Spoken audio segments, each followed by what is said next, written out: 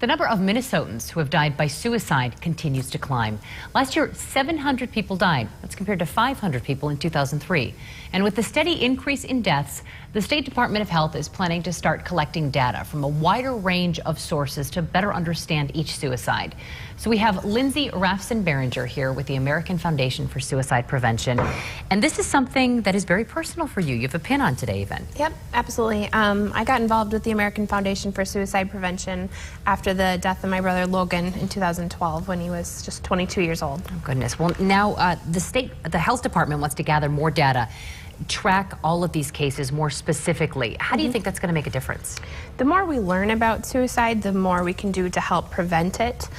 So by learning different demographics of the people involved, the methods that they've died, and just getting as much information as possible, then we can target how to help prevent and help save lives. We think a lot about young people, teenagers, people in their 20s. Who is most at risk? What age group?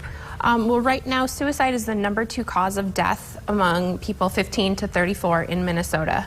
So it's second only to car accidents, but also it's rising for middle-aged men as well. Wow, okay. And how does mental health play into suicide risk? 90% of people who die by suicide do have a diagnosable mental illness, whether it's depression or anxiety or bipolar disorder. And yet so many people have those. So how do you know if your loved one may be at risk? Right, it's very common actually. 1 in 4 people in their lives will go through a mental illness.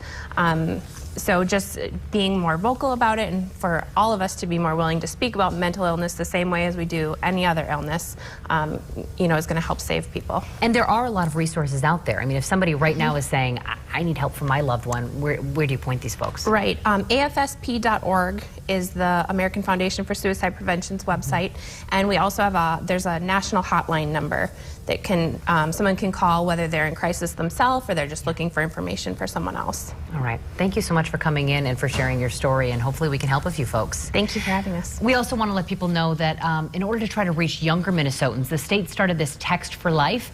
It received nearly 4,500 texts last year. Of them, more than a fourth dealt with self-harm and suicide. Some of their youngest texters were just 10 years old. Bill?